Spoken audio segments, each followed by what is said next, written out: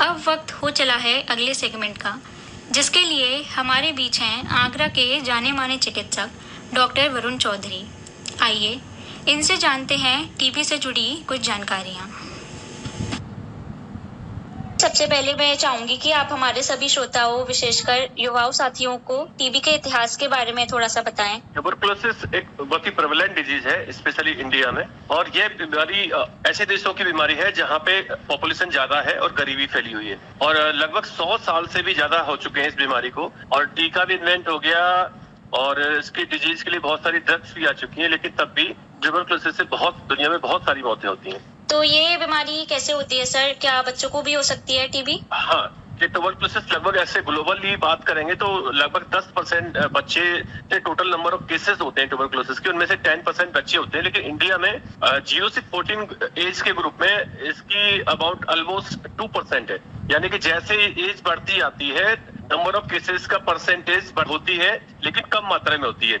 और जो भी ज्यादातर केसेस होते हैं वो ट्यूबरकुलस मेनिंजाइटिस के पेशेंट्स होते हैं, जिनको दिमाग की टीबी हुई होती है। इस बीमारी को पहचानने के सर लक्षण क्या क्या रहते हैं? कैसे पहचान सकते हैं कि किसी को हुआ है हमारे आसपास ट्यूबरकुलोसिस? जैसे ट्यूबरकुलोसिस के बारे में आपको बताना चाहूंगा कि ट्यूबरकुलोसिस पल्मोनरी ट्यूबरकुलोसिस भी हो सकती है और एक्स्ट्रा पल्मोनरी ट्यूबरकुलोसिस भी हो सकती है। पल्मोनरी का मतलब है कि जिस पेशेंट में लंग्स में ट्यूबरकुलोसिस का इन्फेक्शन है, और एक्स्ट्रा पल्मोनरी का मतलब है कि लंग्स के अलावा और किसी जगह में, या तो चाहे वो प्लूरा लंग्स की जो कवरिंग होती है वो भी एक्स्ट्रा पल्मोनरी माना जाएगा। लिम्फ नोड की ट्यूबरकुलोसिस हो, या बोन्स की ट्यूबरकुलोसिस हो, या स्किन की ट्यूबरकुलोसिस हो, या ब्रेन में मेनिंजेस की ट्यूबरकुलोसिस हो, सबको हम एक्स्ट्रा पल्मोनरी ट्यूबरकुलोसिस कहेंगे।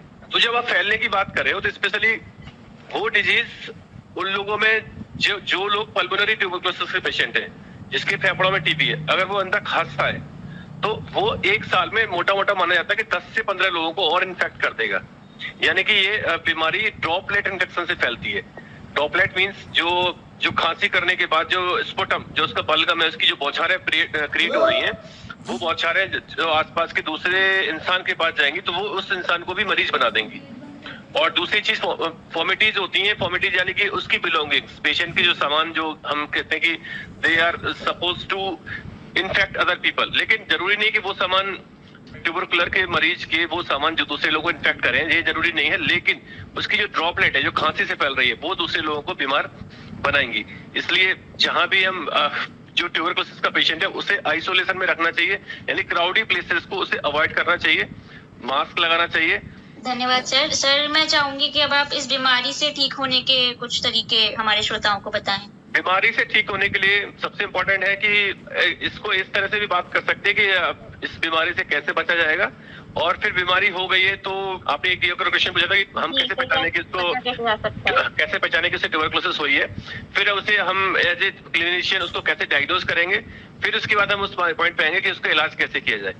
तो पहचानने के लिए तो एक मैं खांसी की बात कर रहा था, और दूसरा क्वेश्चन था कि उसमें जो पेशेंट होते हैं उनमें वेट लॉस होता है, सडनली हमें लगता है कि कुछ एक महीने के दौरान ही उनका वेट काफी घट गया है, और उनको क्रोनिक कफ की तरह, यानी अक्सर खांसी आती रहती है, और प्लस उनका फीवर रहता है, स्पेशली जो इवनिंग के टाइम उनको फीवर रहता है, और वीकनेस फील करते हैं। वीकनेस इसलिए भी फील कर रहे हैं कि भाई उनका ऑक्सीजन सैचुरेशन मेंटेन नहीं है, और इसलिए भी कर रहे हैं कि वो उनका बॉडी वेट घटता जा रहा है, उनके बॉडी टिश्यूज कमजोर होते जा रहे हैं। उसके साथ में जैसे अगर किसी को कफ की वजह से कुछ लोगों को स्पुटम में ब्लड मिक्स होके भी आता है।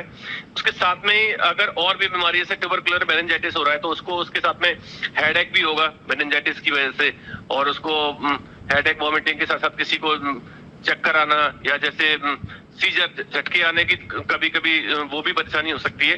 तो ये सारी परेशानी, ड्राउजी रहेगा, हल्की सी बेहोशी की जैसे हालत में हो जाएगा, धीरे धीरे उसकी परेशानी बढ़ती जाएगी। तो ये सारी परेशानी हो सकती है। बहुत बहुत धन्यवाद सर, हमें अपना समय देने के लिए। तो दोस्तों, ये थे डॉक्टर वरुण चौधरी, जिन्होंने हमें टीबी से बचने और लड़ने के तरीके बताए। मैं आशा करती हूँ कि हम सब किसी भी बीमारी से मुक्त रहें, स्वस्थ